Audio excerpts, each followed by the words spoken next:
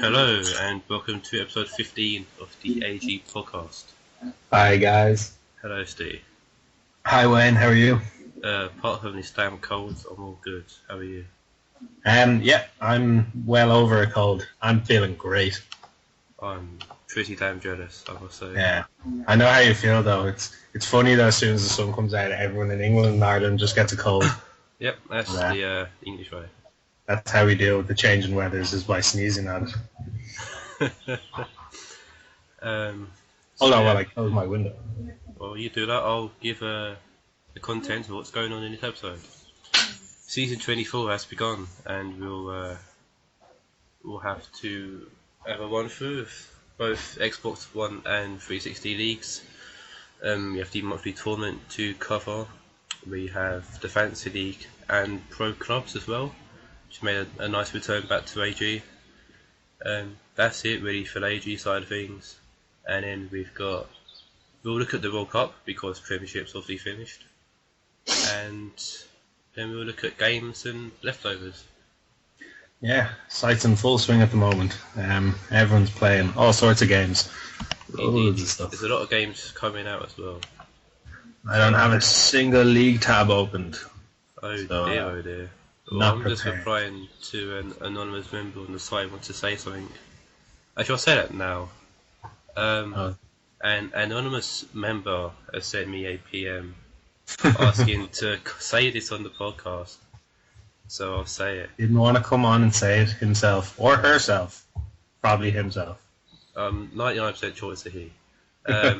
He says, "Hey cows, next time we meet on FIFA, I promise to beat you by at least 3 goals."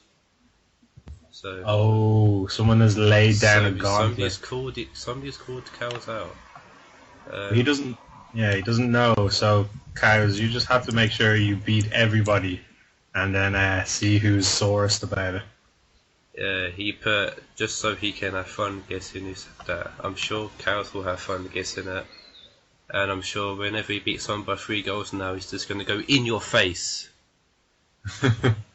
I am aware of who it is right now, but I won't spoil it.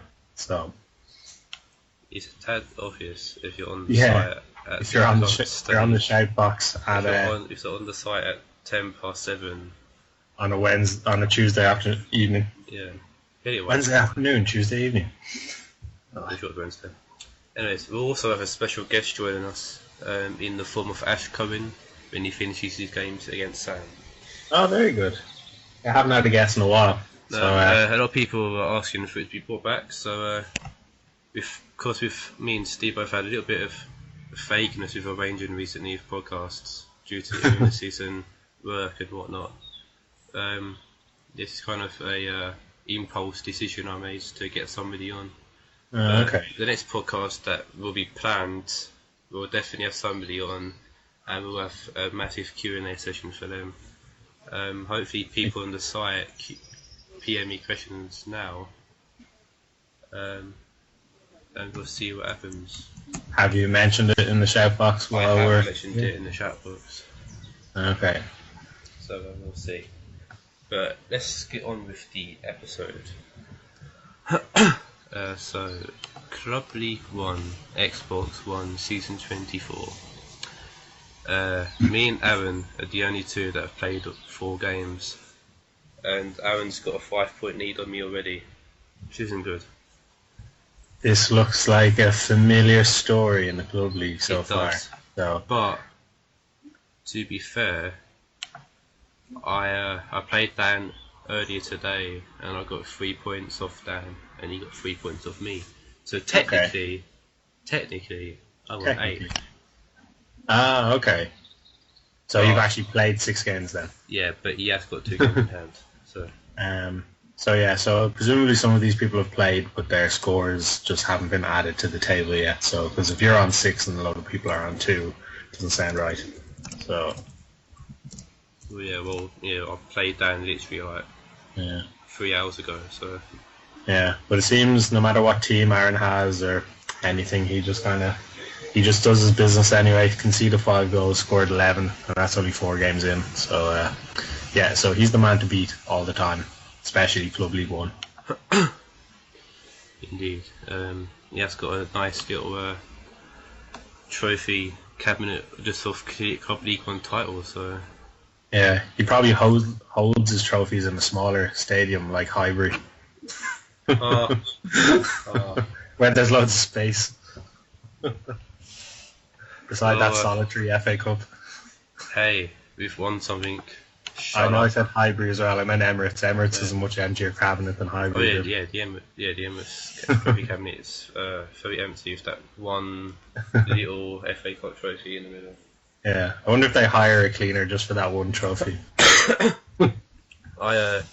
If they don't, I'll be happy to take that job up. So, considering he's on YouTube, hopefully someone from the Arsenal board or Arsenal club or something like that will hear it and pick me up. He will work for free. Actually, he'll pay to work No, and might No. provide favours. I'll provide favours, yeah. Yeah, so let's move on to the Golden Boot before people start Okay. commenting and I'm just gonna give favours. A quick mention to Sam635, our prodigal journeyman, who's come back into the leagues, and that's really been thrown into the deep end season 1. So and he's got Fulham, which is the team that I let go as well. So best of luck. I'm sure Sam can hold his own. He's a good player. He is. He's had some time away though, so he's probably still adjusting to certain things. The Xbox One, let alone being in the league like that against the likes of you and Aaron and Dan and Me. everyone. He's also got. Well, he's familiarised himself with FIFA with the Fantasy League. So him playing more games will definitely help him get rid of that FIFA rust quicker as well. Yeah. So yeah, the Golden Boot currently stands with Ricky Lambert on 4 goals. Made that 5 because he scored one early against Dan. And second place is shared by 5 players: Jay Rodriguez, Reginaldum, Depay, Narsing, and Ibis. Oh, for God's sake, Bryce! With complications. Idrisu, that guy. Ibrisivic. Ibisevic. There we go. I've got a cold as well, which makes my pronunciation a lot worse. If that's even possible. This is part of the fun of the podcast by this stage. We do a whole segment called Wayne Pronounces Names. Yeah, just give me a bunch of foreign names and I'll butcher them all. So yeah, that is League 1.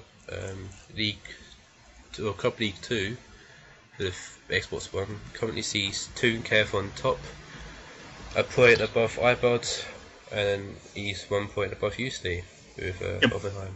But Fine. you have games in hand. Actually, the whole league has games in hand over Kevin Ibod. Well, I played my 2 games against Tuzza Jr. and I lost both of them, so I'm still on 6 points. Okay.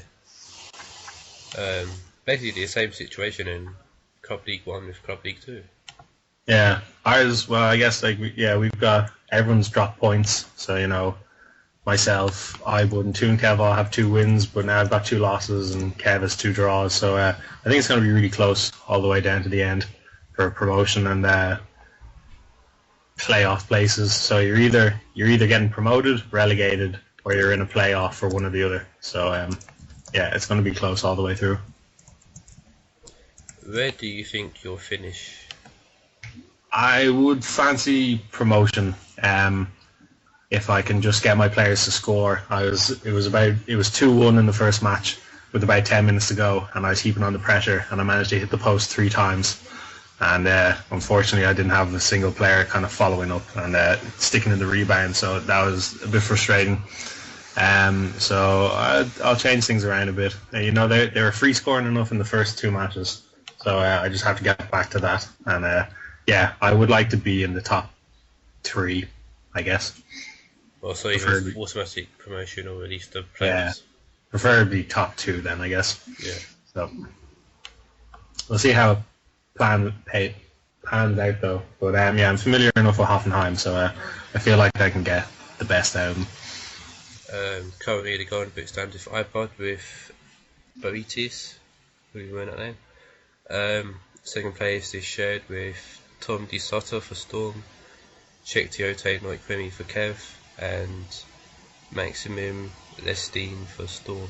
The Storm's got 2 players there, both on 4 goals each.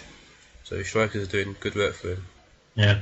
You've got Elanusi on 2 goals. See, that's your high score at the moment. He is up to 3 now after games earlier. He's up to 3 then. He's 6th place then by himself. Okay. Good lad. Well allowed.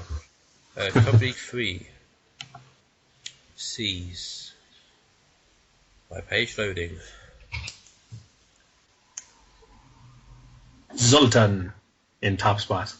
Sorry to ruin the suspense. I have about like 10 tabs opened here. So yeah, Zoltan played 4. He's won 2, drawn 1, and lost 1. So he's a point ahead of Stevie71B, our newest fantasy league member. He is indeed. The player of places are shared by everyone apart from Grimley and Jimmy Leakley, who have yet to play games. So I'm hoping they've asked their admins for a extension of some kind. Yeah. Because we're currently in match day 3 and 4, and 5 and 6 come out on Thursday. So yeah, Grimley. I know Grimley's had internet difficulties. Yes, internet difficulties as of late. And Hello World said he should be back on today or tomorrow. So hopefully he can get back on and get those games played.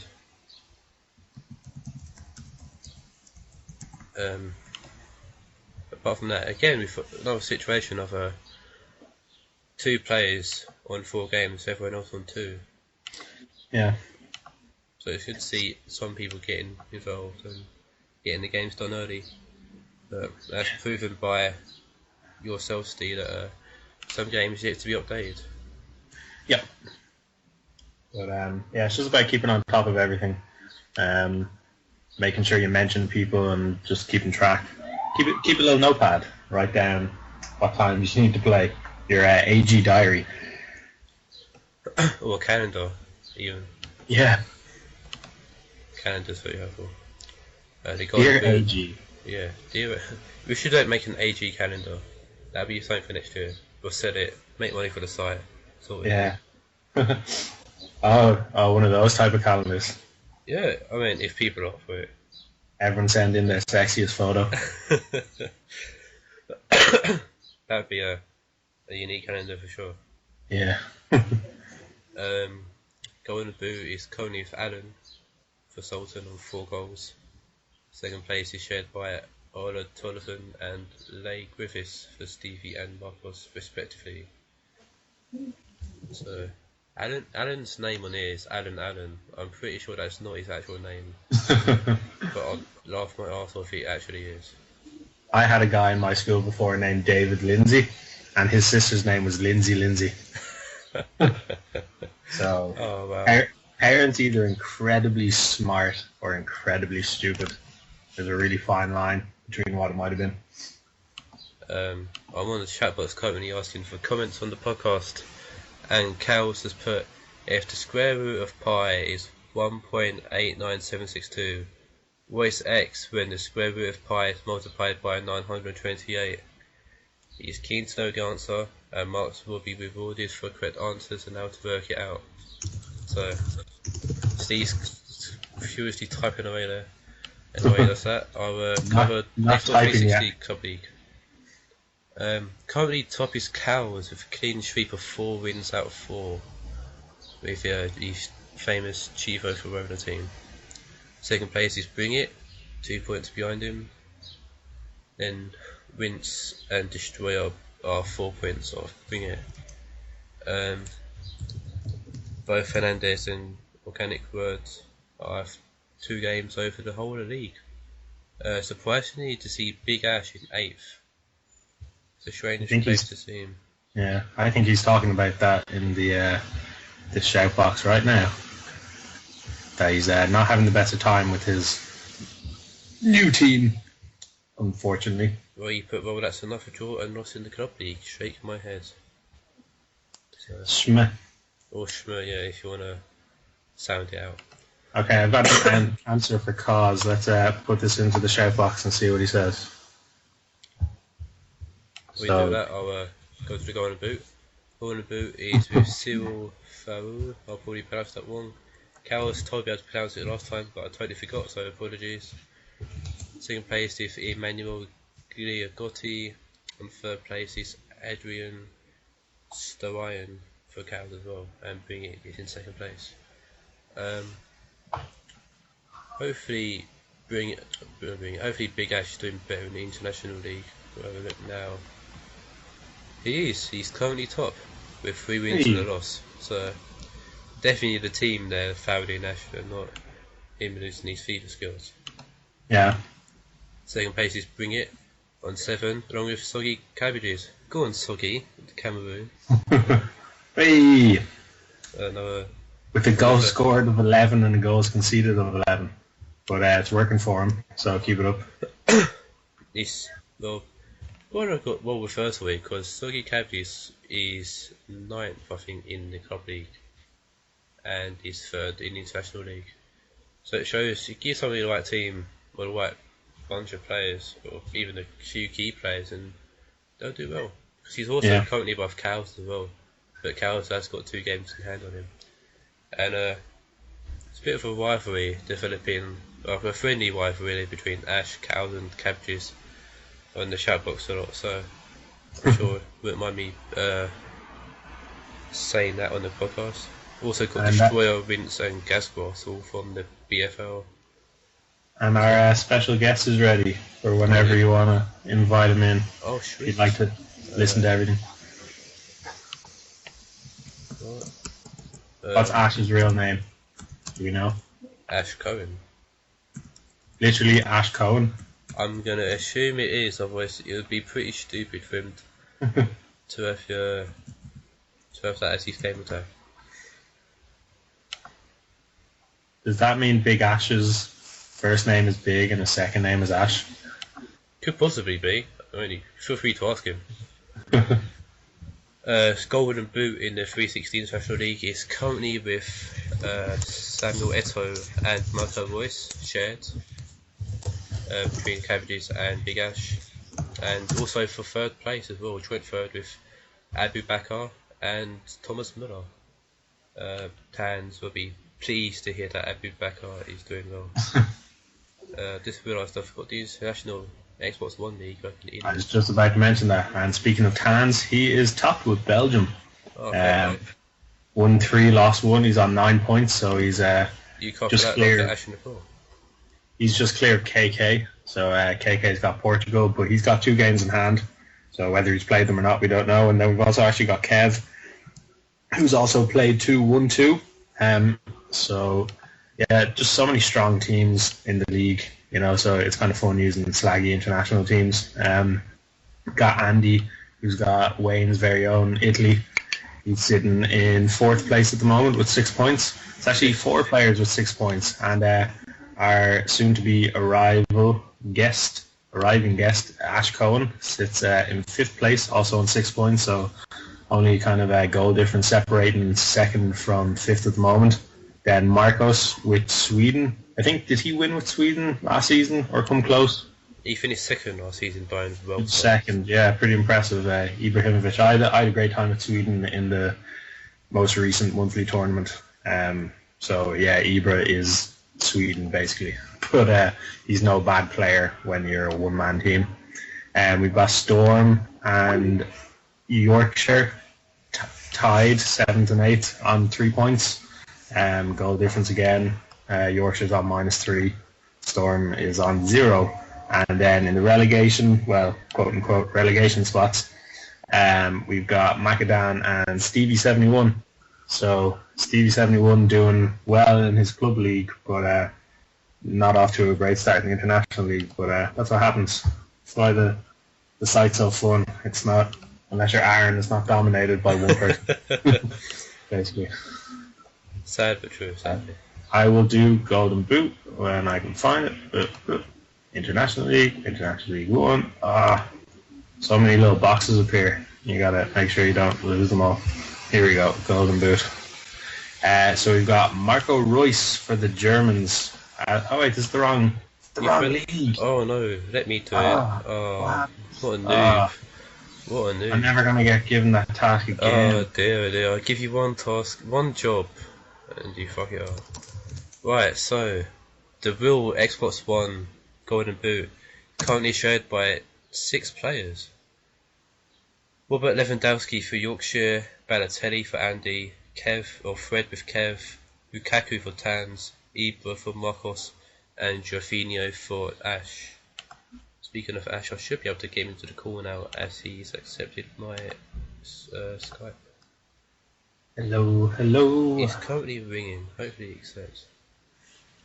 Gonna get shunned. Who's gonna get? Who you are? No, you're the one calling him. You're gonna get shunned for picking up the wrong names on the Golden Boot. I noticed. So, Not be too harsh on me. No, we will. I'm just the pretty. Ronaldo is on 2 goals. I'm just the pretty voice in this duo. Yeah, you are. You do all the technical. You do all the technical stuff, and I just kind of sit here swinging from side to side of my chair, coming up with funny anecdotes. Well, we need a bit of comedy because I don't know how funny. I think I'm a funny guy, but. Hello. Oh, there we go. Hello, Ash. Someone sounds far away. Hello. Hello. Hello. Hello. Yes, good evening. There we go. Welcome, Ash. Well, good to see you, lad. Great to see you. We were discussing the International League. You're in there with Ivory Coast. How are you getting on with Ivory Coast? Yeah, not doing too bad. Getting into it, I think it was finding a formation that worked, especially after the torrid season last year. It was finding a formation that worked for the players in the team, and they've got a lot of pace within the squad.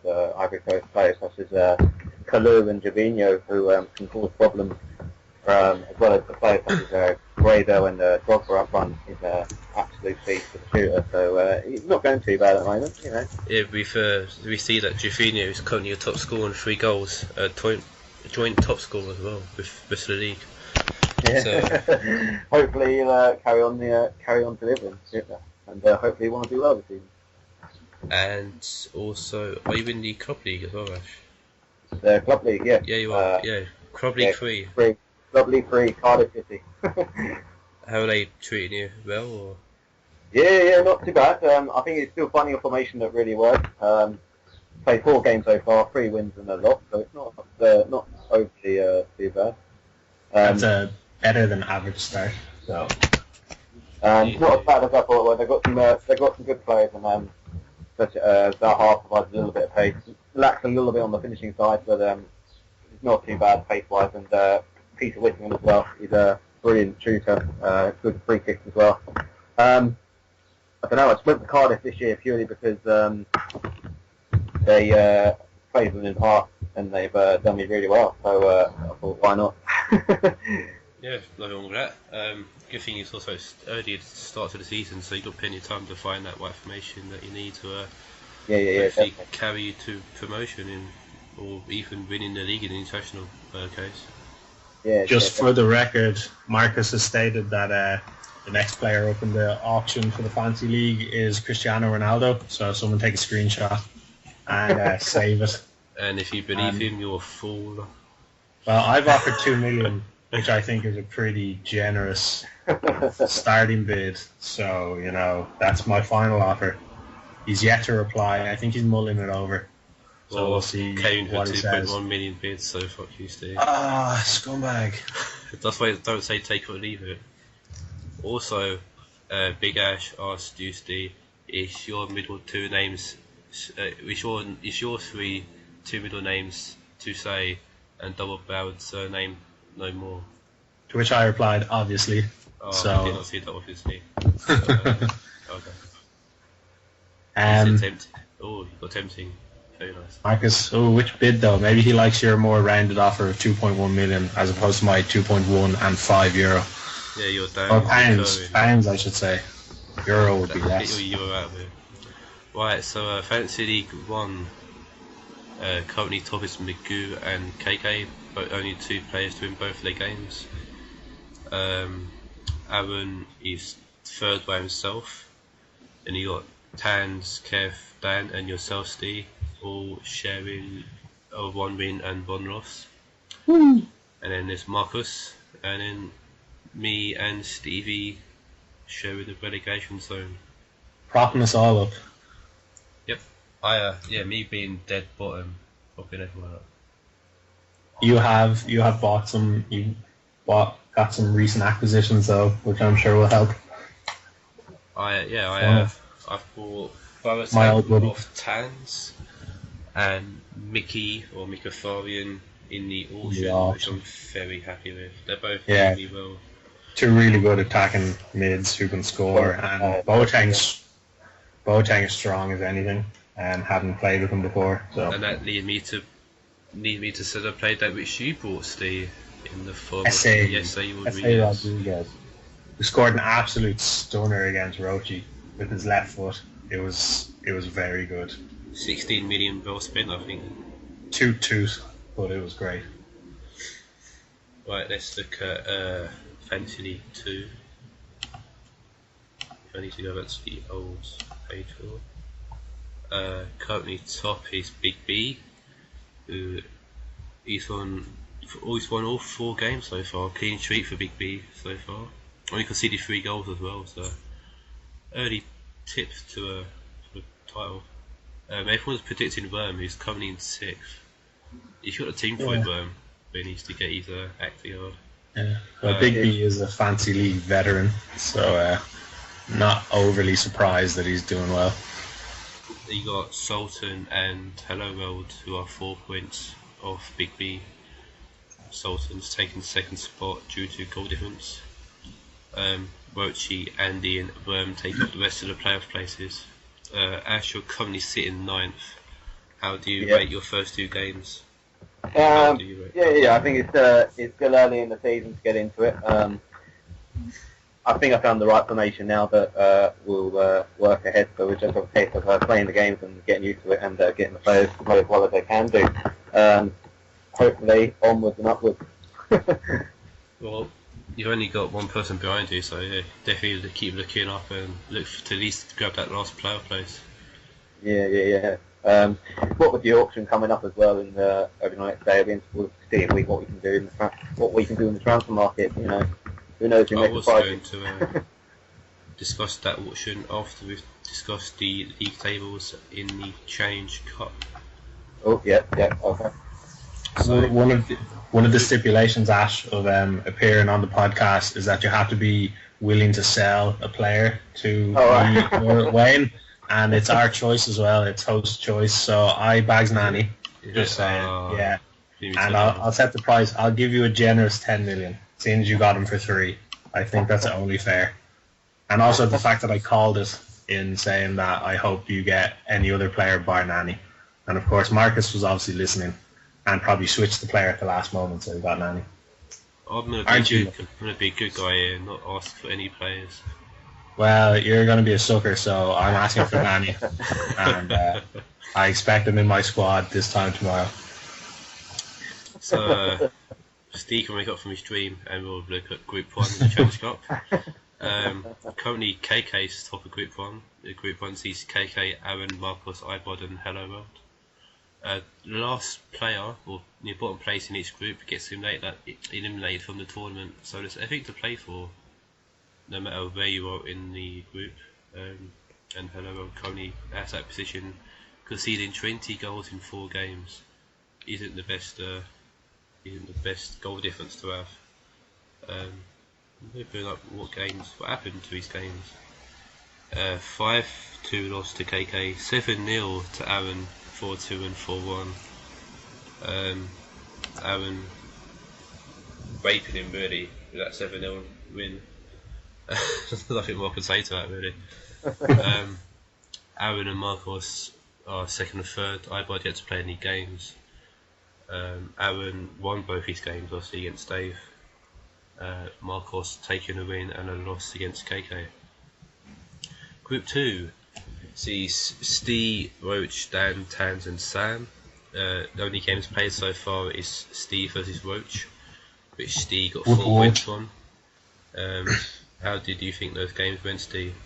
From your The first match had some awful goals in it. It was raining. It was at White Hart Lane. Nobody wanted to be there. Exactly, that's how we both felt. But yeah, just some of the goals, for I think my second goal, his keeper, I don't know what he did. I just remember the goal being completely open, and I was able to volley it from outside the box with Wijnaldum. So I can't remember what happened, but when it's a situation like that, it was nothing good. So and then the second match, I changed formation, and I was a lot more comfortable with it. So that helped. So yeah, but they were good matches. So hopefully Rochi can win the next few. Being a pro club squad member, you have to look out for each other. Of course. Still try and thump them when it's 1-on-1. Oh yeah. Hopefully you two make top 2, or at least don't finish bottom. Yeah. Well, yeah, it's going to be tough against Dan and Tans and Sam. Yeah, no easy matches in the Challenge Cup. So it's a really nice competitive tournament. Group to death, then Group 3 and Group 4. Yeah. A lot of good players for Group 1 and Group 2. Group 3 sees Kev, Stevie, Big B, Worm and Andy. Only gets played at Kev versus Andy, and Kev won both games. And Group 4 sees myself, Yorkshire, Ash, Sultan and Magoo. Me and Ash actually played early today. Good games, Ash. They were good games.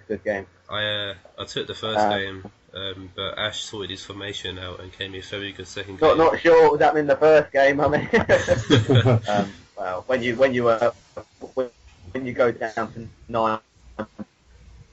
And in the first game, it's you're always going to be against you. But no, the formation didn't work at all. And I thought, we'll go with a second approach. And the second was a much more tight game. So hopefully we'll push on with that formation and hopefully improve.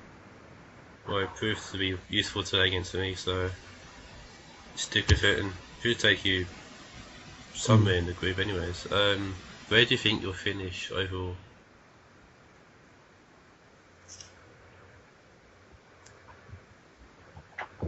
I think I don't know. I want to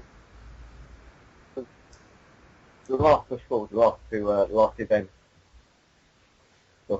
Breaking up. So hopefully we can take play as well as we can, take maximum points off them, and then we'll.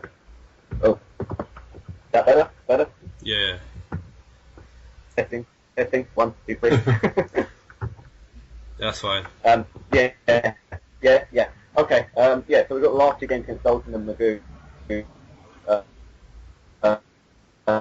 Hopefully we just play the play that one and try and do as well as we possibly can. But it's all going to depend on the results of the other games now as well, I think. So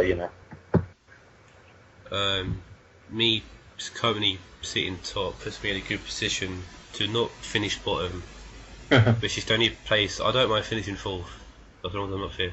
Oh yeah. Yeah, because unlike last season, 5th gives you nothing, so it's 3rd and 4th go into the bottom bracket, and 1st and 2nd go into the top. So this is to avoid any people trying to play for bottom position, because now there's no benefit. No.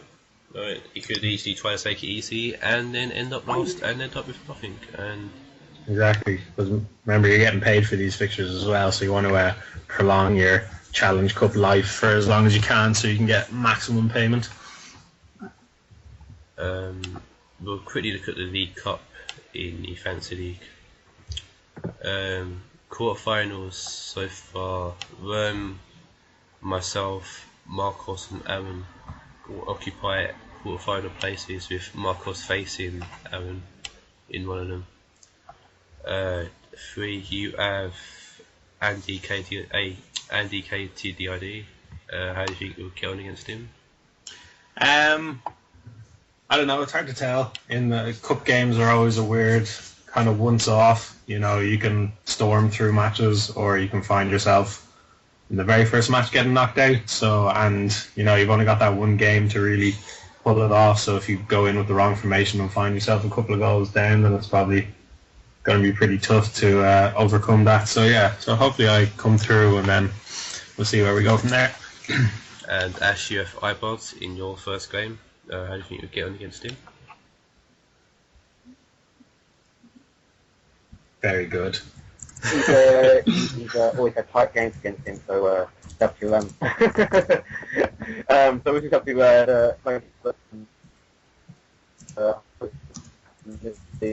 he will get through. But it's You're always still tight breaking games, up quite a bit, so, Ash. we have to. Just a bit of a delay as well. That's okay. Yeah, We'll power through. Yeah, we'll power through. We'll handle things. It's not like Steve's echoing this episode, so. Yeah. AG Studios, you know, it's no BBC Radio 1, but we try to do what we can, so bear with us. Thank you. Right, That was so, wrong, Craig. right, so we have an auction in the Fantasy Leagues going up tonight. In about 17 minutes. Indeed, and I'll just run through the players when I get the page up. I know there's 2 keepers, which I'm sure a lot of people will be looking at. Keepers are Rene Adler and Joe Hart. We also have Fernando Torres, Fernandinho, Leighton Baines, Leonardo Castran, Nicolas Gayton, Juan Corrado and Roberto Soldado. Also Angelino, I didn't skip his name. So there's a fair few players that are up for grabs in the auction. 2, 4, 6, 8, 10. And Marcus is teasing the mystery player yet again, so that'd be 11. Will anyone give out their ideas on what they want in the auction, or is everyone keeping cards close to their chest? Well, with a fairly healthy bank balance of £3 I have a rough million idea of who I want.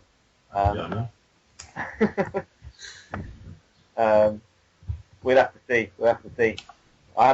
I know in my mind who I want and who would fit into my team, and I see we'll go in. 3 players that I wouldn't mind. And, if it happens, it happens. But the auction is where you get paid really over.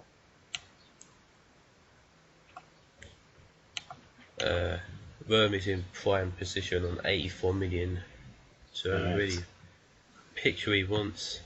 To, have you been paid yet, Steve, for your Challenge Cup games? No, I have not. Well, that's come through at least. Well, that's 10 million there, so you will have something to fight for.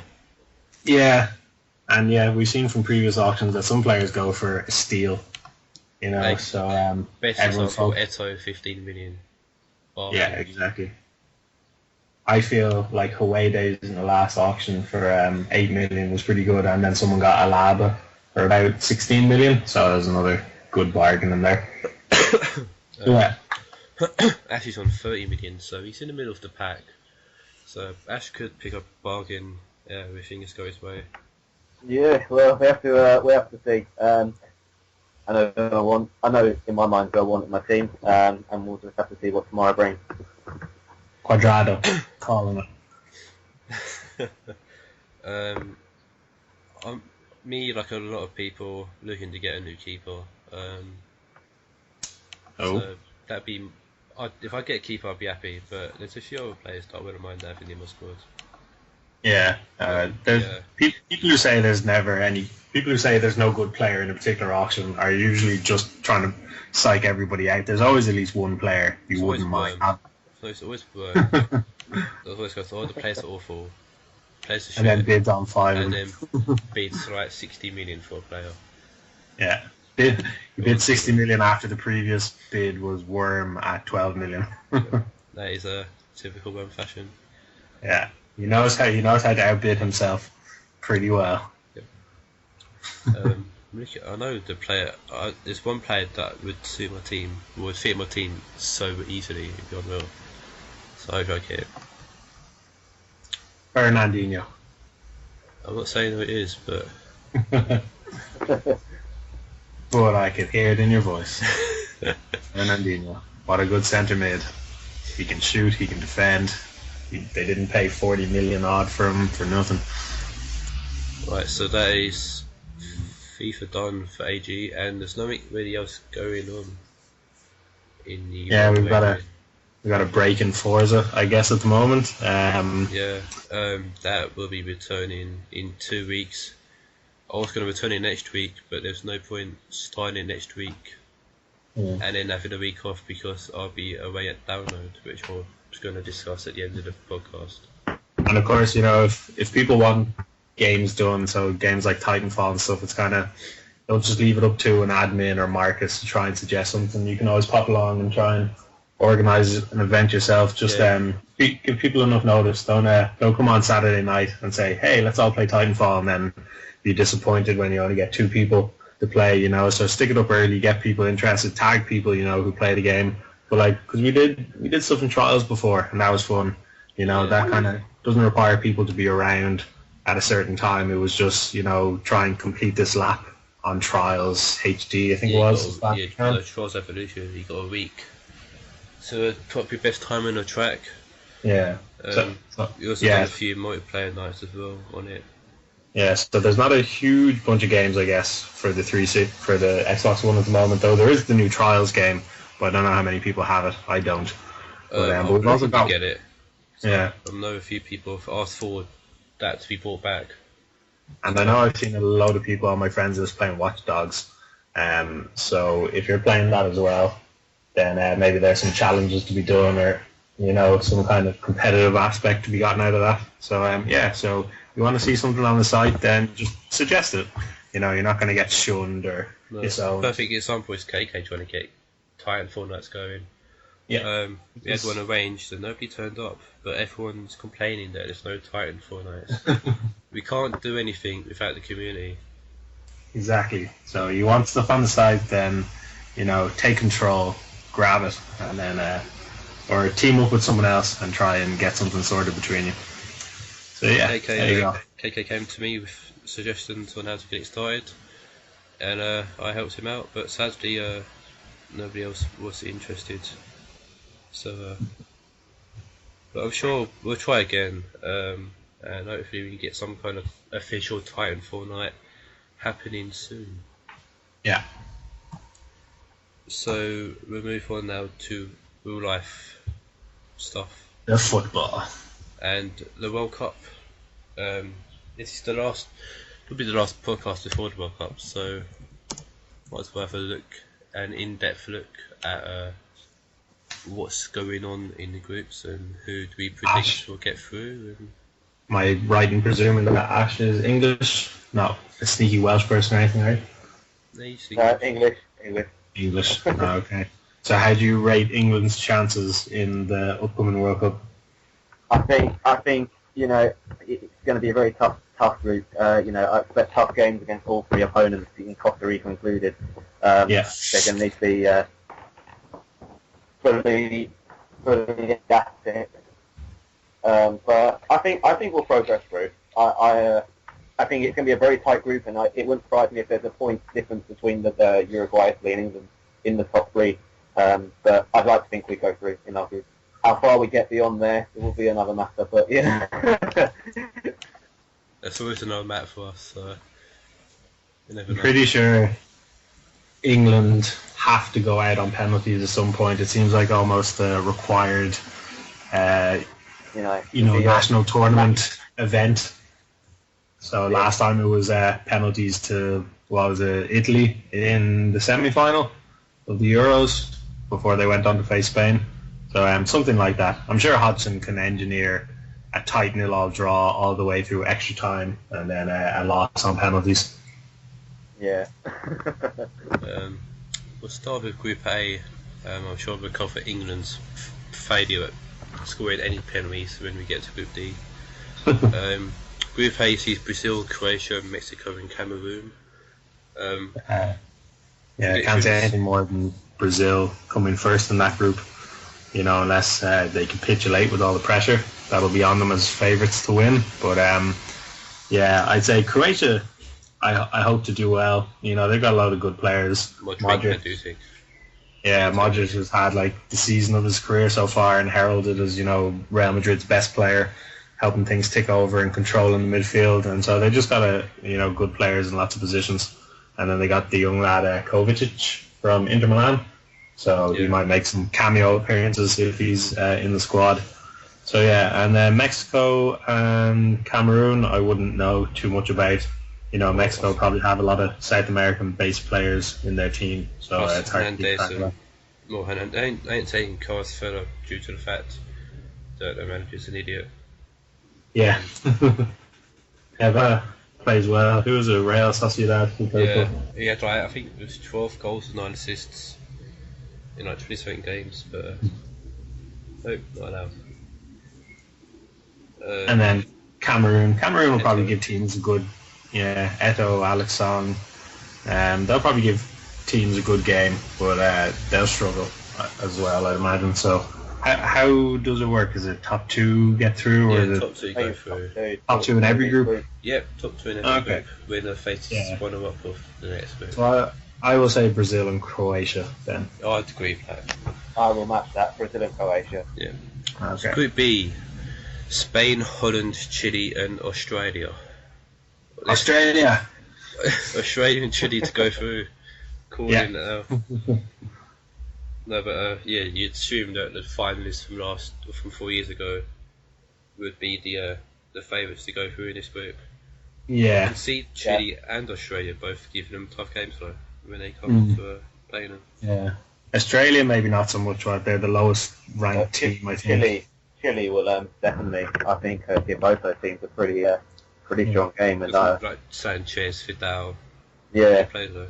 Yeah. It wouldn't surprise me with that group if it's similar to the Group D group, in that the top 3 teams all have a point or 2 points between them when they qualify. Yeah, because I think Holland probably flattered to deceive. They've got a load of good players, but I know they made the World Cup final, but I don't think anyone was overly impressed by how they went about that match. So I think. Yeah, so I think Chile Holland could be the deciding game in who goes through with Spain. But saying that, I think Chile played last as well in the group. Yeah, Chile beat Spain in a friendly recently. I think they were the first team to beat them in a long time, if I remember correctly. Or am I making things up? Spain versus Holland is the first game in that group. That'd be an interesting game to start the group off. So. That's the match I think everyone will be looking forward to in that group as well. I think the referee will be looking forward to that one as well, So.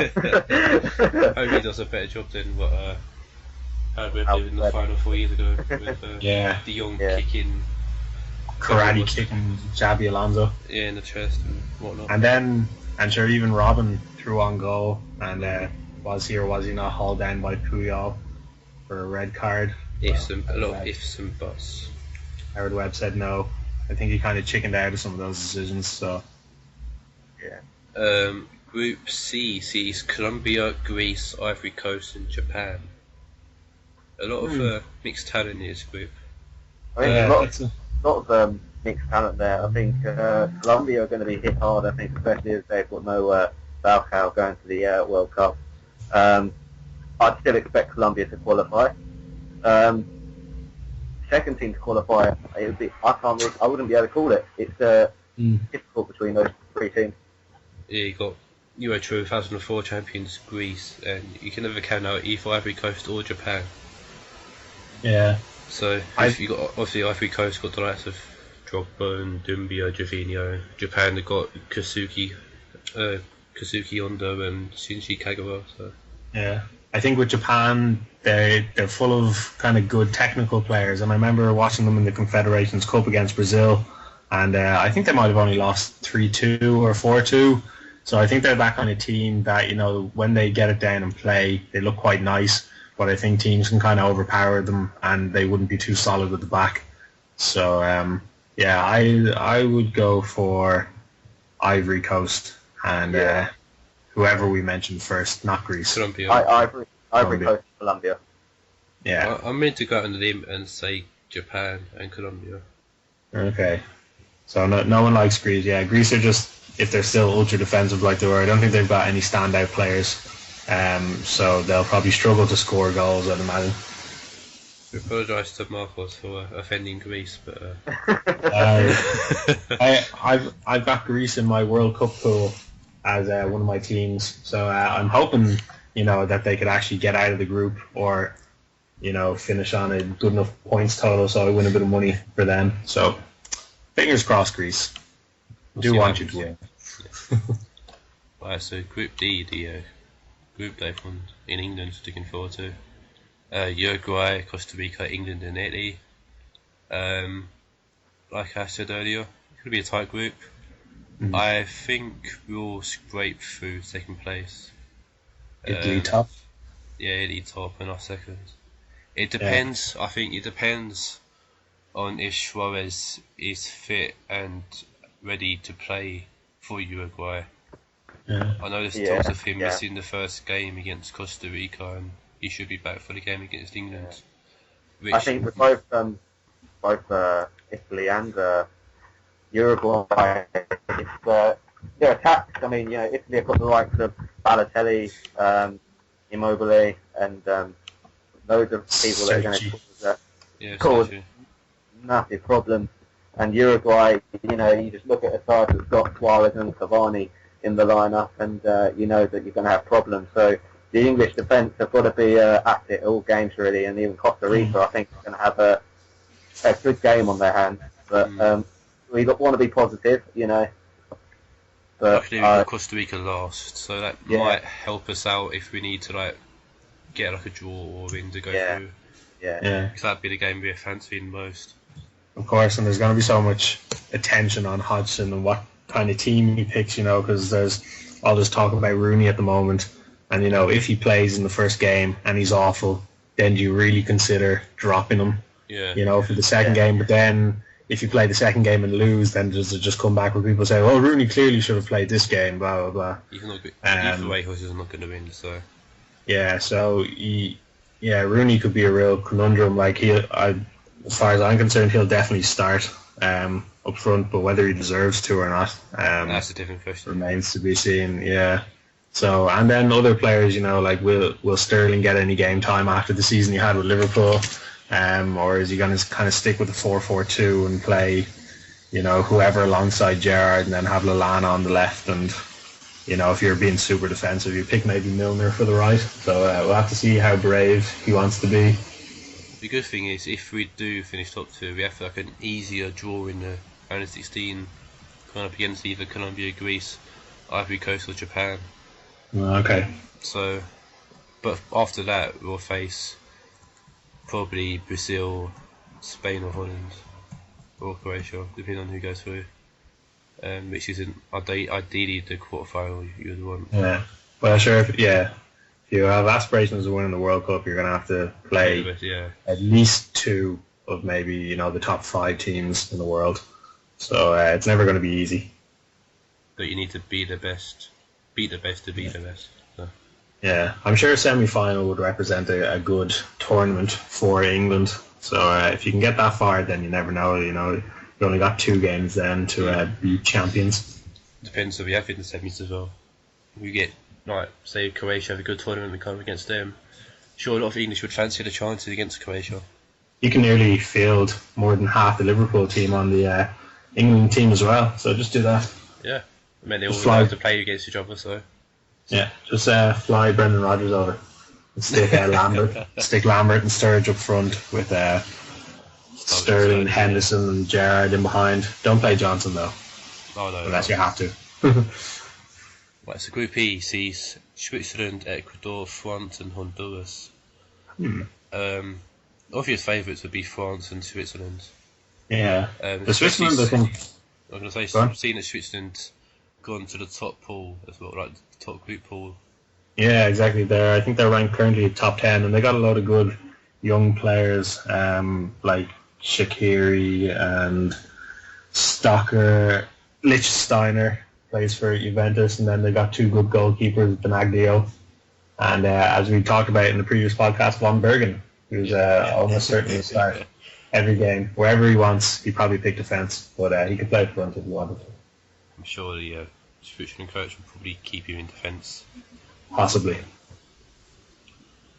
Yeah, but I know Ecuador got a few decent players, and I think that's where Antonio Valencia plays. I did hear a rumour that Ribery could be out of the World Cup. let's have a quick Google and see what it says. The French have a pretty good team nonetheless without Ribery, but he would be a major loss to the team. Yeah. Daily Mail reports Ribery set to miss World Cup as France star suffers back injury. I'm not accepting a post from the Daily Mail. Yeah. I refuse to listen to anything from the Daily Mail. He did say he missed France's 4-0 win against Norway last Tuesday. He's been named on the bench for Sunday's friendly versus Paraguay, so it might be a case of, he'll probably be fit. Even without Ribery, they're still a very, very strong squad. Benzema, Giroud, Griezmann. So they did leave out Nasri, which I think was down to personal issues between the manager, whoever he is at the moment, and Deschamps. Yeah, and Ribery. So yeah, his wife wasn't happy. Yeah. I would expect Switzerland and France to go throughout that group. Yeah, I agree. Yep. Group F sees Argentina, Bosnia and Herzegovina, Iran and Nigeria. Bosnia looks really good in the qualifying group, and there's a part of me that might see them top the group, depending on how Argentina handled the abuse from the Brazilian fans there. Yeah, I think it depends on, I guess Argentina's always going to depend on how well Messi plays. He's the star wherever he is. So if he plays well, probably the whole team plays well. And I know from that season where he scored 90-odd goals, he scored 17 of them for Argentina, I think. So they really found how to utilise him best when he's surrounded by all the non-Barca players. But, if Aguero's fit, and they've got Lavezzi and also other attacking players, so they should be able to. Yeah, they should be able to outscore. Yeah, and Di Maria was fantastic in the Champions League final, playing in a more kind of centre mid role. He's got great passing and the like. So yeah, I'd say Argentina first, and Bosnia and Herzegovina to come second. I feel sorry for Iran. They're in a really tough group there. Nigeria going to give them a good game as well. They got some great players, right? Musa and Martins, Mikel, Moses. So, yeah, I would expect Argentina and Bosnia. Obviously, Bosnia have got the main threat in Edin Dzeko up front. So they've also got Pjanic from Roma in midfield, who's come into a really good form as well. Yeah. And having not known really any of the Iranian team before, the new mode in Ultimate Team seems to tell me that everyone bar the goalkeeper is rated less than 50 overall. And Delaja, the Fulham player. Jaga, he's 75. So yeah, apart from two players, EA does not think much of Iran. So hopefully Ahmadinejad doesn't play FIFA, because he might not be impressed. The auctions are now open for the Fantasy League. And they may be over by the time you listen to this. Yeah. So I hope you made a bid. Mystery player is 83 rated, so... Ooh. First 83 You'll get player. to that point tomorrow evening where you've got a minute to go and bids go up. Yeah, and all the 15 million bids. to like 80 million, We saw it happen in the last one, and no doubt we'll see it again. Happen in everyone, Ash. Don't worry, you get used to it after a while. You think you're about to get yourself a sneaky bargain, and then no. Right out the window. So back to the World Cup. Group G sees Germany, Portugal, Ghana, and the USA. Germany and Portugal face each other in the first game of the group. Very tasty start. Favourites would be Germany and Portugal, but Portugal probably going to rely on how Ronaldo plays. Yeah. He's going to basically carry the team as far as he can. But I think Portugal have got a very good chance, and I think they'll qualify. But as you say, they rely heavily on Ronaldo to do well, and if he doesn't, then I fear that they're not going to do as well as they could do. Germany, if you look at the talent they've got in the squad, they've got the likes of Ozil, Khedira, Draxler, Podolski, Royce, Müller. Royce, players that can cause lots of problems. And the Germans do well every single World Cup they do well in. So I would predict Germany and Portugal to go through. The playoffs, for the qualification for the World Cup proves that Portugal relied on Ronaldo, as Ronaldo got the hat trick to put Portugal through against Sweden. So hopefully he can rally the team up though and get other players like Nani and Moutinho and whether they decide to go up front with Ronaldo, probably Hugo Almeida or Helder Postiga to grab their fair share of the goals as well. I'm just having a quick look at players who could be the mystery player. We discussed that after. We've got like one group to go to. Okay, one group. Yeah. Okay. Last group, Group H, is Belgium, Algeria, Russia, and South Korea. Belgium to top, and Russia to finish second, in my opinion. Yeah, I would agree with that. Obviously, Belgium, Eden Hazard, Kevin De Bruyne, Lukaku. We're going to Benteke as well, because Taddy's injured for this one. Benteke. So they got a very strong top, and then I would say Russia. I can't see South Korea or. Yeah, and Russia have Fabio Capello as their manager, so yeah. He's a World Cup veteran, so he should be able to steer them out of the group with minimal fuss. Even a loss against Belgium wouldn't be the worst for Russia if they can just win their other two matches and presume that Belgium will win 3 out of 3. So, who would be your predictions for the semis, like the final four? Well, yeah. So I don't know who can avoid each other to get to that. 2 teams from Group A to D, and 2 teams from Group E to H. Okay, so in that case, you could say Brazil, Spain, Germany, Argentina. And about plausible. I was going. I would agree with that. Brazil, Spain, Germany, Argentina. Yeah. That's not the most exciting prediction. I think that was great and cracking semi-final. I really do. Yeah, Germany, Argentina, and Brazil, Spain. So wouldn't that be great for Brazil, Argentina? I think it'd be quite something if it's an all South American final when it's held in Brazil. So Messi to win the World Cup in Brazil. Ultimate. European teams never won it in South America, so. That's all. This could be the year of change. And weather. Could be the year of change. Yeah, it could be. The World Cup.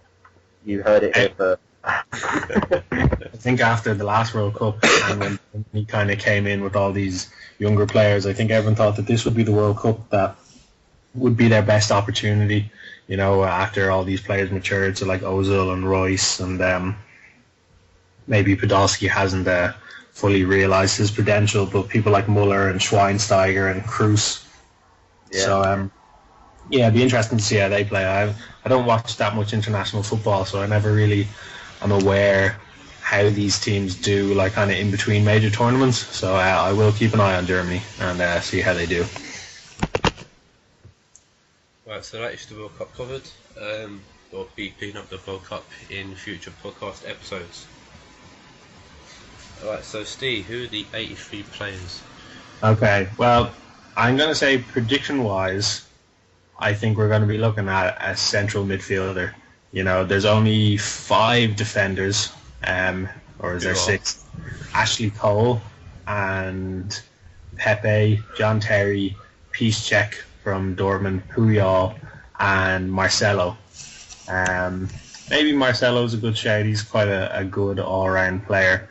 But just looking through the amount of kind of midfielders, you've got people like Coutinho, Hernandez, Gerrard, Matuidi, Hamsik, Diego, Alex Song, Mata, Kaká, and Gundogan. Gundogan would be a fantastic player for anyone to get. He's really well-rounded. 36 million on him in the the second season of the Fantasy League on FIFA 13. If we're looking at quite a slaggy player, we've got Lucas. So this is PSG's Lucas. So yeah, in terms of we'll click onto him real quick, and we are talking about 94 acceleration, 91 sprint speed, 74 finishing, 89 dribbling, 81 long shots. So I'm not sure if Marcus kind of likes players that overpowered, but in terms of strikers, we've got Negredo, Dzeko, Mandzukic, Jovetic, David Villa, Sturridge, and Balotelli. Loads of tall, strong strikers in there. Especially the likes of Mandzukic. I use them mainly in Ultimate Team, but he just beats everybody in the air. And Zeko's probably pretty similar, and then not too bad either. In the World Cup UT, Mandzukic has 89 heading, so very OP, yeah. Oh, two other players that we also have are Lavezzi and Danny, who plays for Zenit St. Petersburg, and he's actually a very good player if anyone's ever used him. So I'm going to say João Moutinho or Danny for my suggestions. And then career, I wouldn't mind seeing James Rodriguez if I won, or David Villa. Yeah. Them two would be pretty nice for me. Yeah, David Villa for the kind of range of positions that he could play. You can stick him in front or on the left wing or whichever. Yeah, David Villa. But yeah, if you're hoping it's a good midfielder, yeah, you could come away with Gerrard or Gundogan or Pjanic as well. He's in there. Pjanic, or a more defensive one like Matuidi or Mata. So I expect this one for an 83 to probably be nearer. Well, actually, no one can quite get to 100 million, so someone might actually get themselves a bargain with the kind of lack of money in the transfer. There's a few So missed out history that are pretty slaggy. Jesus Navas, Farfan, Blasachowski. yeah, Them three alone, pace, balls. yeah. So Especially Jesus. Worm's in prime position to just bid, 70 million, providing that nobody earns any money in the meantime to, overtake him. So Well, there's money to be paid out until 7 o'clock tomorrow. if I was Worm and had 84 million, and I'm kind of not content with my team, but I'm quite kind of happy where they are at the moment. So yeah, I'd be tempted to just lash everything I have on them. Yeah. And take my chances with who it is. It could be a goalkeeper. You got Yeah, Brandon no. Fellow and Faldes, two keepers. Yeah. I mean, the auction will be very interesting. See who. I fully expect Tam to try and go after old Divo, but Of course. He's really quite afraid that he put old Sardano. But yeah, no, there's a lot of interesting players there, and I think it'll be interesting to see who gets who comes my way. It makes for sad reading, actually, just looking at it. I am bottom of the money list, so I suppose. And then with my 3 million. with my 10 million due to me, I will be third from bottom. So so I can take on Zoltan and Stevie 71, but let's hope that everyone goes for one player and they miss out on someone else while I sneak in a bid of 10 million and walk away with an 82 rated player. You can hope. You can dream. I can. Got faith. Can't realise that we didn't mention the Pro Clubs League. Oh, of course. Sorry, Dan. All the work that he's put into it to get it back up and running. It's coming up now. Currently top is Absolute Gaming, who are a point above both me and Steve's team, and Shilosin Ikea and Emo Daz, which is Worm's team. Marcus One's AG and White and Nerdy are fourth, with a point of their games against AG. Ash, your team, Bayern Boo, has yet to play. But what's the mood in the Bayern Boo camp? It's okay. It's not too bad. We played our first two games last night against White and Nerdy. Unfortunately, both ended in defeat. But I believe that there's a good spirit in the camp. We've got a King of the Hill match tonight against Absolute Gaming, so we know they're a strong side. They're going to be difficult, but we just want to push on in the league really and try and pick up points. But it's a very very strong league. Lots of teams that are very strong, play pro-wide, and it's a very very tough league. So very competitive. Yeah, me and Steve Ikea going to lead the charge against AG tonight as well in the league. So yeah, hopefully, I'm guessing you'll be playing them after us. Yeah. We got a kick-off due to 10 o'clock, so it's. So yeah, we kick off at 9:30. So hopefully we can dampen their spirits for you, and you can take the King of the Hill. I think we're next as well. So hopefully we can give you a good game as well. Yeah, King of the Hill. Currently, top of goals is Marcus with 3 goals. Top of assists is Worm with 3 assists. And man of the match is shared by 8 people. All on one. Yep. I have a goal. I'm just happy for goal, really. I have goal and man of the match. So. Oh, very nice. I've got a couple of goals, I think, and 1 man of the match. Yeah, we're next thing here in the hill, so whoever wins faces us. Woo. I've got 2 I'm more of me. I've got 2 assists, 1 man of the match, and 1 goal. So I'm happy with that. Hopefully, I can add more tonight. Hopefully, Steve and Rose can as well, and Dave as well will be joining us. So, it'd be nice to have an extra member to play along with us as well. Yep. Right, so leftovers. Ultimate Team World Cup. I think I'm quite enjoying that. It's a pretty good game. I'm liking the add-on. I like the fact a lot of people complain about the fact that you can't trade, which is like the main part of Ultimate Team, but I'm actually enjoying it. It's a unique aspect to it, which is actually helping me play it more, because you need to own coins to open packs, which is your only source of players. Yeah, I think I know it's not that big a deal because you play Ultimate Team, you're always playing to win, but just the fact that it's going to be the one type of tournament each time, so if you win it, then when you restart, you'll just be going back to it. The start might be a bit off-putting, and the fact that you can only have 1 active squad at a time it's a weird oversight that you have to trade out your entire team and then put other players back in. It's a bit frustrating, but it's free, so we can't complain. And the whole buy a pack for 5,000 and get a free pack in the regular thing is very un-EA. It is so un-EA, yeah. I'm surprised they are doing that, really, and usually out for as much money as possible. But I'm guessing they'll get that from people you can only get players by buying packs, so it evens out, I guess, in a way. Yeah. Ash, do you play Ultimate Team at all? No. I've not got into it yet. Hopefully, I will do soon. But I'm not. I don't really play Ultimate Team the normal one, so I haven't really. I steered away from it. But a lot of people have said it's pretty good. So I'll probably give the World Cup one a bit of a whirl, and then hopefully get back into Ultimate Team when FIFA 15 comes out. So. Yeah, this is my first FIFA in a while where I've been really into it and played it probably a bit more than I've played Seasons mode. But I've actually had good teams for a change, and I had a bit of money for a while, except it's all gone now.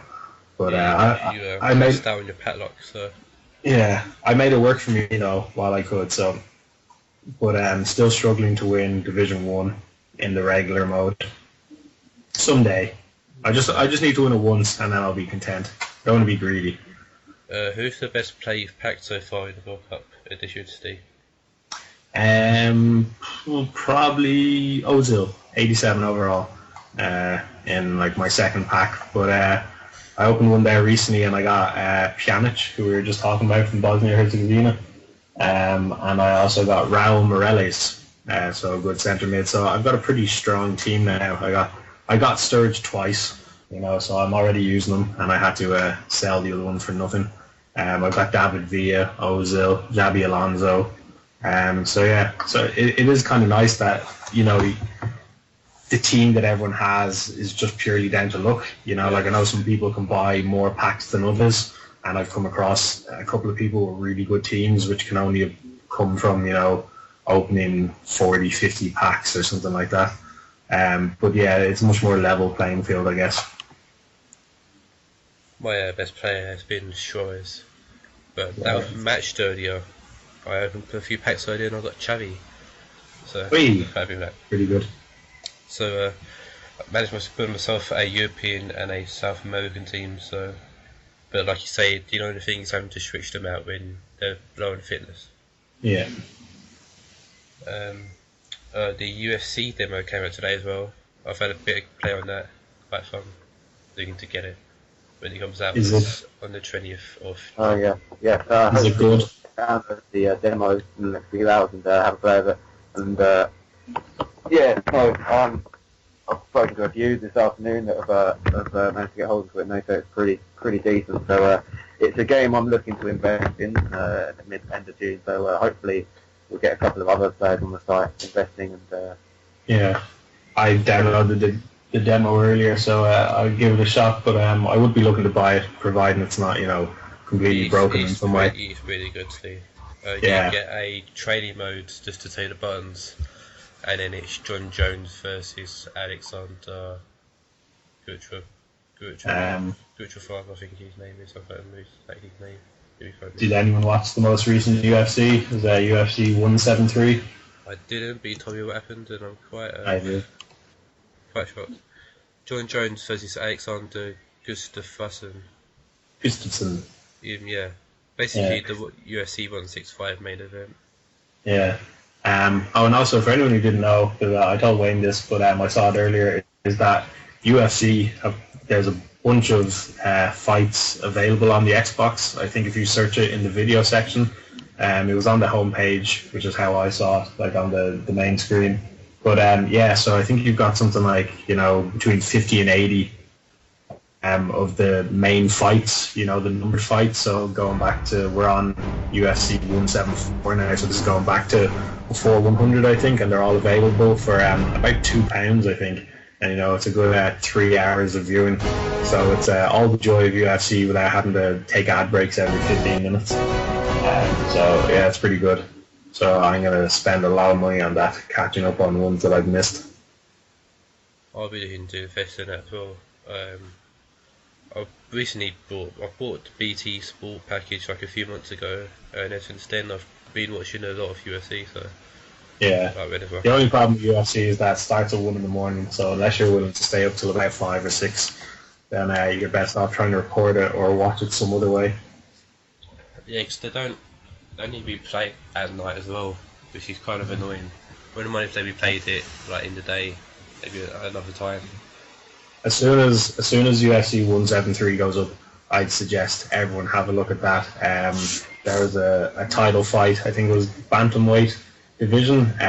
There was the champion Henan Barao, who I think was near enough undefeated in something like 19 fights in all MMA competitions, and he was fighting a kind of an up-and-coming guy with a lot of potential called TJ Dillashaw. And it was a fantastic fight. It was probably one of the best I've ever seen watching the UFC. And even before that, I think there was 5 fights in total. So there was 4 really good fights in the run-up. So yeah, UFC 173 is definitely worth a look as soon as it goes up on the Xbox. I don't know how long it takes, but I'm definitely going to keep an eye on how soon they get them. So it could be worth just waiting a week or 2 after each event and then getting it on the cheap on the Xbox. We started this fight with the ankle. That was, yes. If you're squeamish, you probably don't watch the UFC anyway. But yeah, there's a pretty nasty ankle break in one of them. But it happens about 30 seconds into the fight, and said fighter continues on for the next 4.5 minutes on his broken ankle. So yeah, these are men made of some ridiculously stern stuff that I don't have. A lot of balls, basically. A lot of balls. Yeah.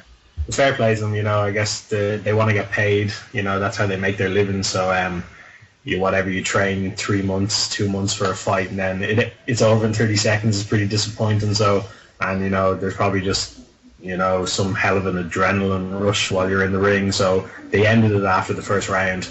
But yeah, 4.5 minutes on a broken ankle that went out from under him at least 4 times, and the guy who was fighting was having a good kick at it all the while as well. So yeah, anything to win, really, isn't it? These are hard men, yeah. And of course, he wouldn't have known that the ankle was broken, just that it was causing them discomfort. So opponent shows a sign of weakness, and then you go for it. So yeah, fair play to both of them. I'm off to a download in a week. Quite excited. It's happening in Leicester at Doyenden Park. I'm travelling to Oxford next Tuesday to crash at my mate's house, and then Wednesday morning we'll make the I think it's like 2-hour drive from Oxford to Leicester. And Is there any notable bands playing? Well, I presume there must be. the 6 main headliners are Avenged Sevenfold and Rob Zombie on the Friday, Linkin Park and Fall Out Boy on the Saturday, and Alter Bridge and Aerosmith on the Sunday. Funny that you mentioned Alter Bridge. Actually, my girlfriend loves that lead singer's voice. It's a very kind of classic rock kind of voice.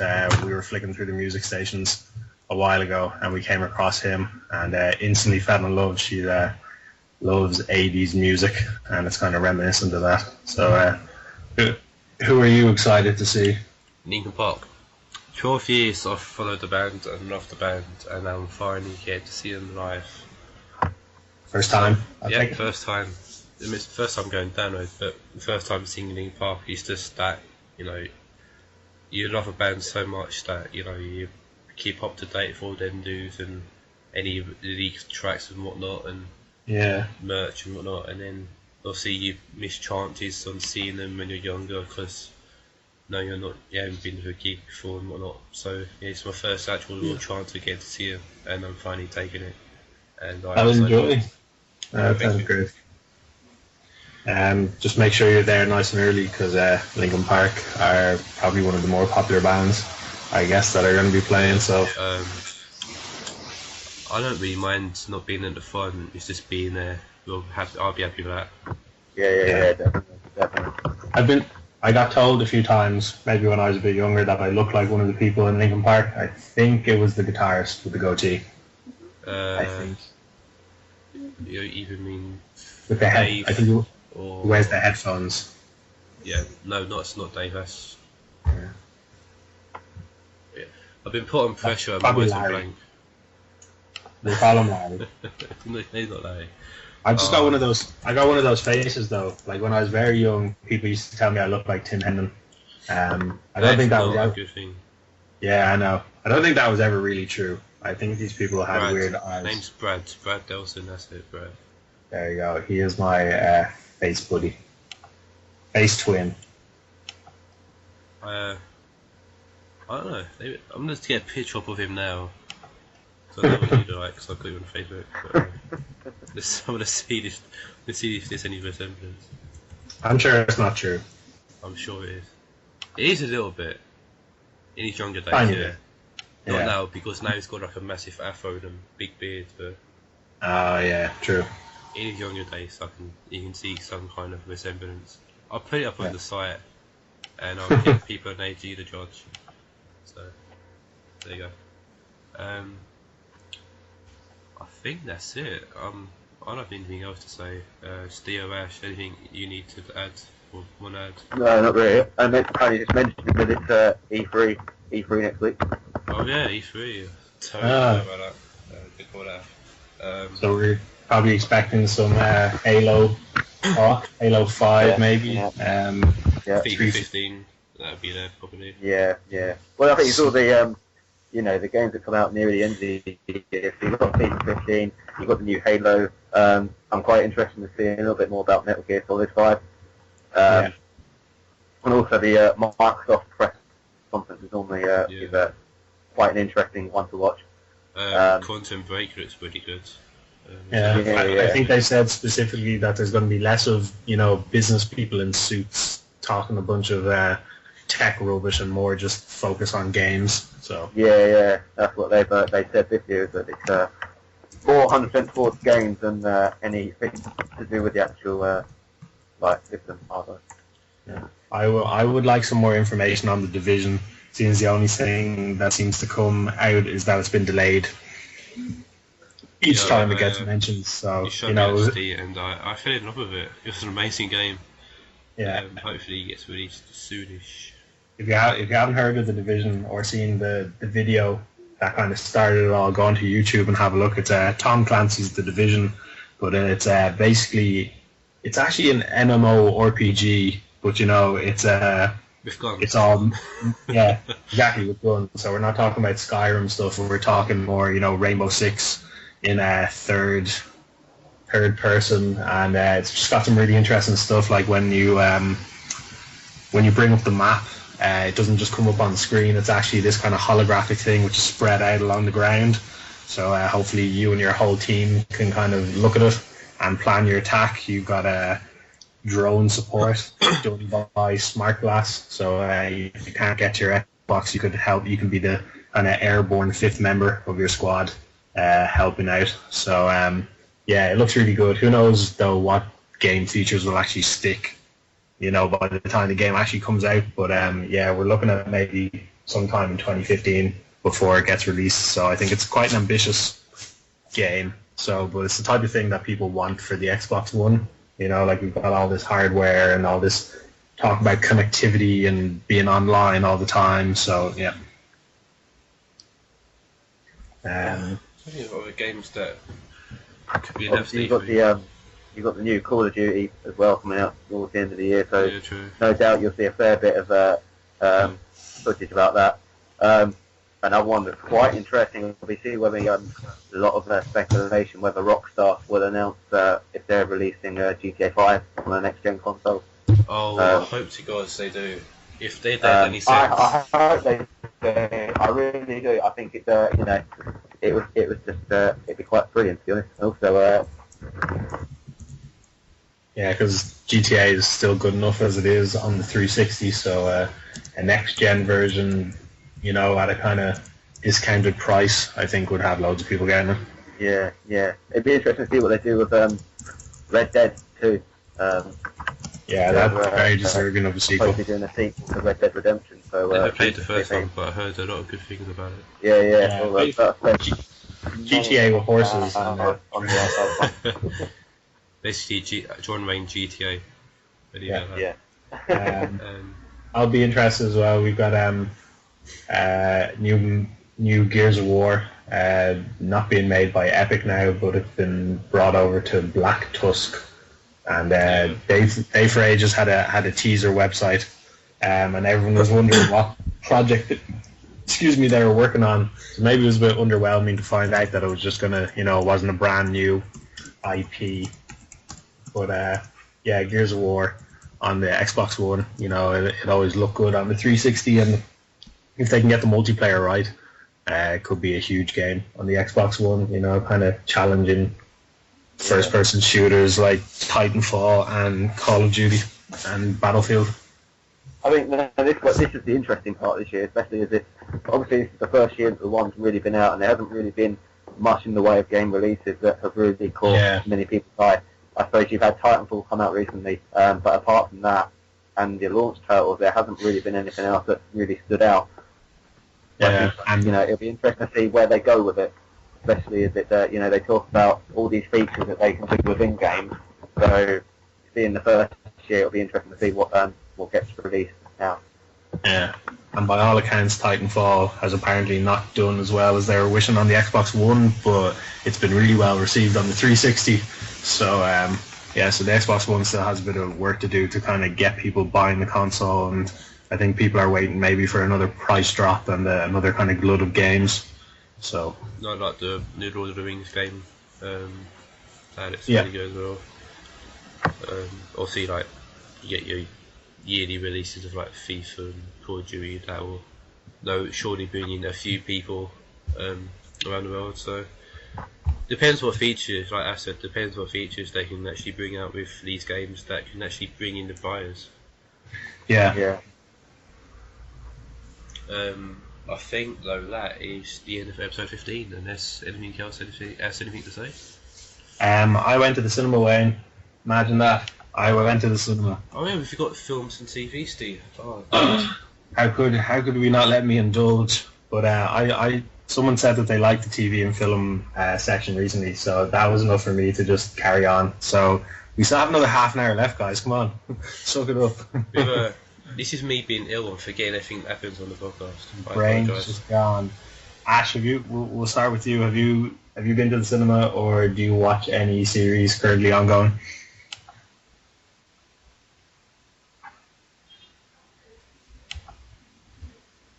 Take that as a no.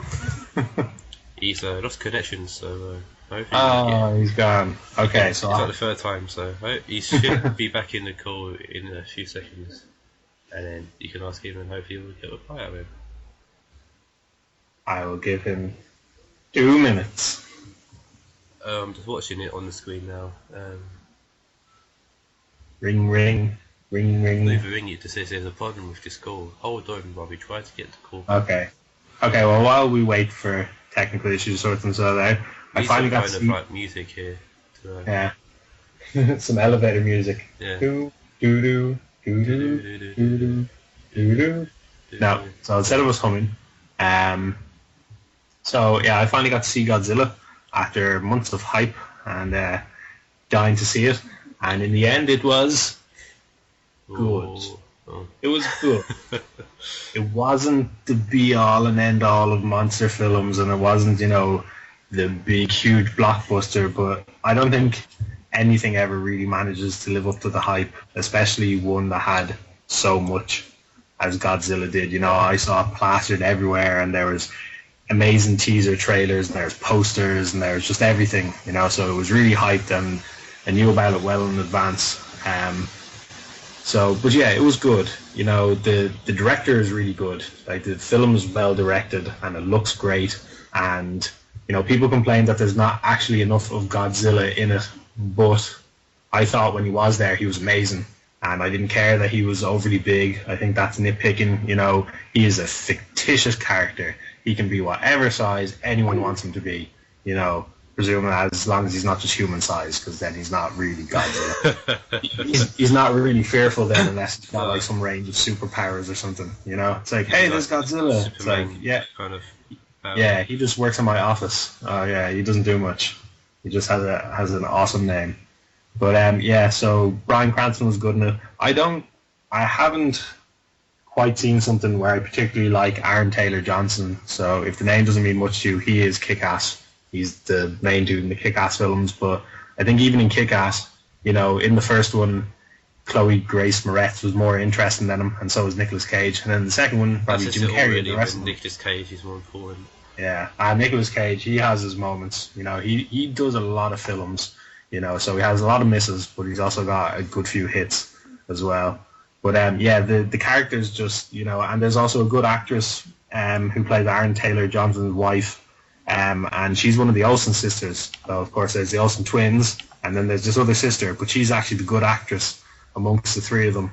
And she was good in a film called Martha, Marcy, May, Marlene, where she escapes from a cult, and then you kind of see how she deals with the aftermath of being in it. But in this film, she's just like the kind of crying wife. She's reduced to phone conversations saying how awful it is that her big strapping husband isn't around to save her. So she doesn't really get much to work with here. But overall, if you want me to give it a star rating, I'm going to say somewhere between 2.5 and 3 stars. Some people might think it's fantastic with the kind of, because Godzilla's not the only monster in the film. That's not really a spoiler. They kind of revealed that a bit later on. Oh. But there are other monsters, that Godzilla has to contend with. And some people thought that maybe they had too much screen time by comparison. But yeah, it could even be a 4-star depending on how much you are a Godzilla fan. But yeah, so I'll give it 2.5 stars. But that's not a bad 2.5 stars. It's a good one. And Ashley's back in the call, so yeah, back in the call. I'm going to be straight on the phone to Virgin Media later.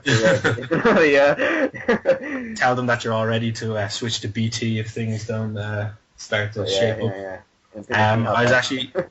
I think I was asking you while you were disconnected, Ash, have you been to the cinema or are you watching anything currently on TV at the moment? No, not recently. A lot of people have spoken to me about that Godzilla film that's in the cinema. They say it's been pretty good.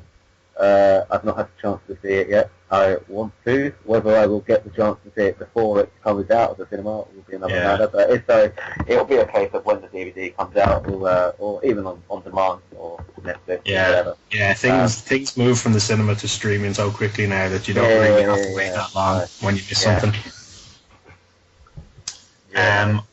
I also saw X-Men: Days of Future Past. This would be the time traveling one where you've got Patrick Stewart and Sir Ian McKellen. Actually, I think it's Sir Patrick Stewart as well, is it? As Professor X and Magneto, and then you've also got their younger counterparts in James McAvoy and Michael Fassbender. So Wolverine, played by Hugh Jackman in all of the X-Men films, goes back in time to try and avert a disaster that leads to all the X-Men getting wiped out in the future by these big robots. So yeah, that was a good film. That was a good X-Men film. It was cool. I quite liked First Class, seeing the kind of origins of everybody. I think origin stories and superhero things are possibly always the most interesting parts of the film. You know, seeing how, or, you know, someone like Batman, why he becomes the character he is. So that's always interesting, because sometimes when they just turn up and they're all powerful, or kind of they just have all their stuff, you know, it's kind of, oh, it's not so exciting.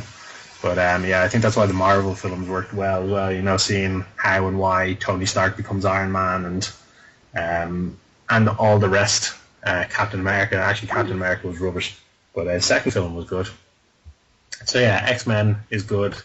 Probably one of the better X-Men films, because there's been a few rubbish ones in the last while, like the standalone Wolverine films weren't great, and I think the third X-Men film was a bit of a disaster. There were just too many people.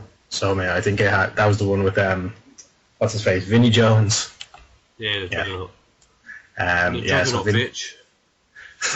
So Vinnie Jones in a big helmet running through walls. It sounds like a weird comment on the actual Vinnie Jones, whether he realized it or not.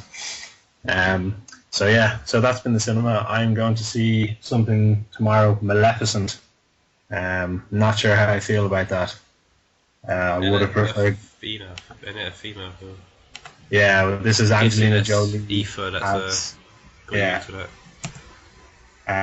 is Angelina Jolie as, I think, Snow White's wicked stepmother, but it's an origin story, so it's how she became the wicked stepmother. So maybe I'll appreciate. A vindictive fairy is driven to curse an infant princess, only to realise that the child may be the only one who can store peace.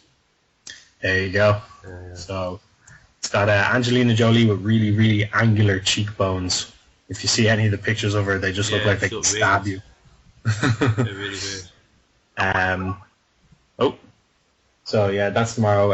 Also out at the moment that I want to see is Edge of Tomorrow, which is Tom Cruise. That's not me gone, is it? No. I'm still here. Which is Tom Cruise as a kind of soldier who is forced into a Groundhog Day situation where he repeats the same day on the battlefield over and over. So it looks like it has an interesting concept. A friend of mine, though, recently pointed out how it may be a bit of a sinister push on behalf of Scientologists. Apparently it links up with a lot of their beliefs, and because Tom Cruise was in a more recent sci-fi film as well called Oblivion, and if you've seen that film and you know the twist to it, apparently that's another kind of Scientology inspired idea. So I think they're doing a big push, but if you just look at it as a film and don't end up joining Scientology the day after, then you can just enjoy the film and not worry about any politics or religion behind it, which is what I will do. Best way.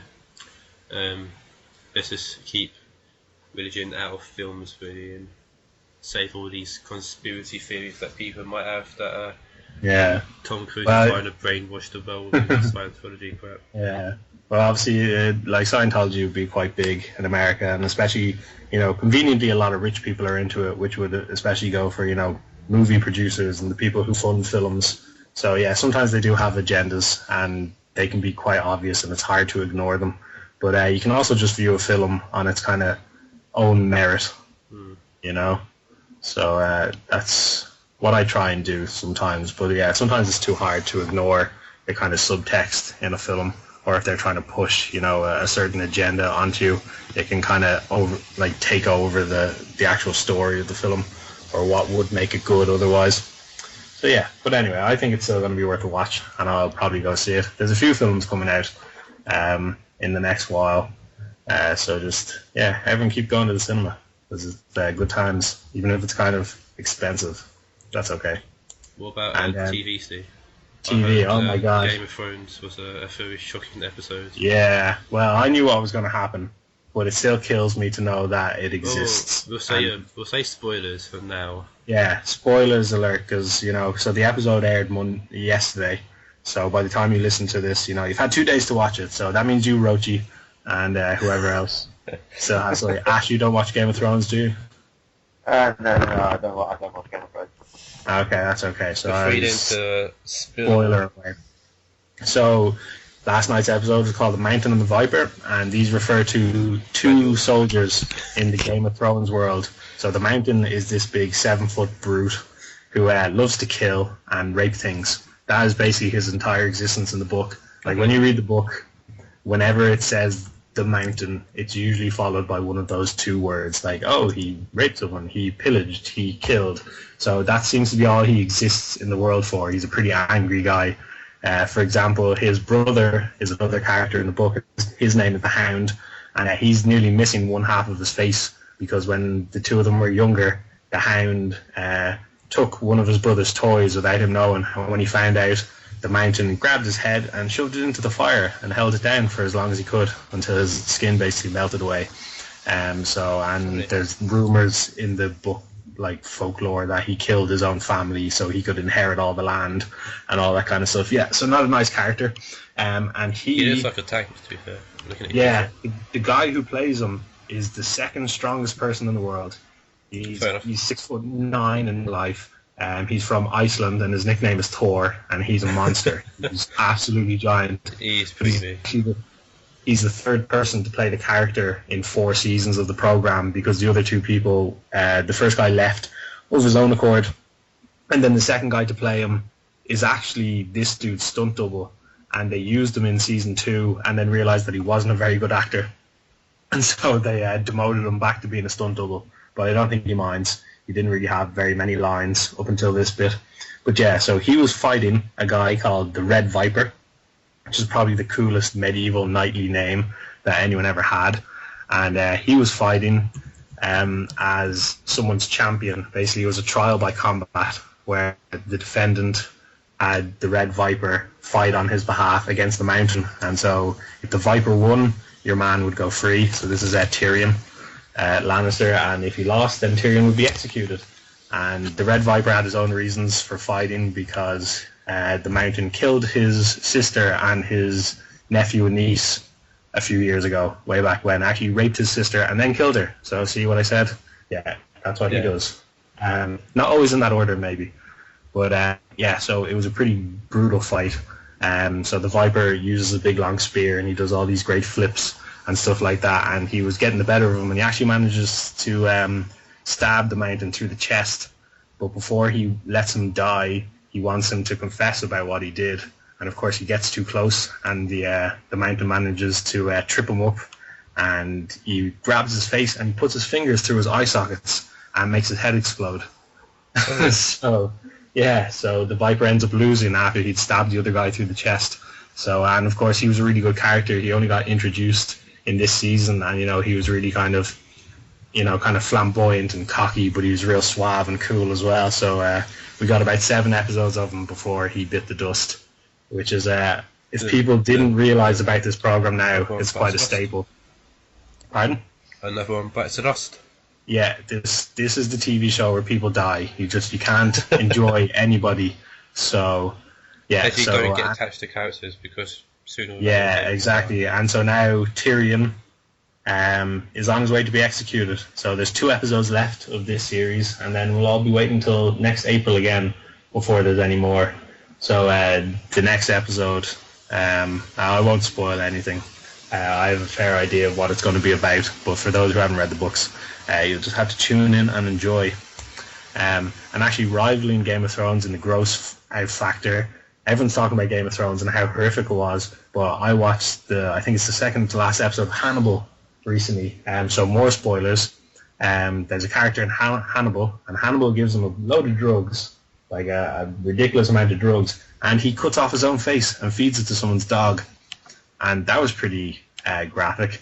But I don't think Hannibal is as widely watched as Game of Thrones is. But if you happen to watch Hannibal, that was a pretty gruesome scene. The dude basically sits in a chair and you can see he's cut his face off, I think, from about the cheekbones down, and he's feeding it in strips to someone's dog. So yeah, that was pretty gruesome. That was possibly even more gruesome because he's so high on drugs he doesn't realize what he's doing. And then when Hannibal suggests that he eats his own nose, yeah. Well, because the guy sitting on the chair goes, "Oh, I feel a bit peckish," and Hannibal goes, "Well, why not eat your nose?" And he thinks, "Hey, do you know what? That's a fantastic idea." And so he proceeds to cut off his own nose and he eats it. So yeah, well, he does survive. Actually, he doesn't die like the Viper did, but still he survives with half of his face cut off. So I don't know if that's a better thing. Well, he's basically Michael Jackson now, so I don't know. Yeah, he'd need some serious reconstructive surgery, So he'd do a reverse Michael Jackson and become black if he wants. He can do anything. The world is his oyster. Literally. But he's a bit of a weird character anyway. Hannibal's gone a bit weird. I'm not sure how much I like it at the moment, but I'm obviously going to finish it because I think there's only one episode left now. So we'll see how it ends.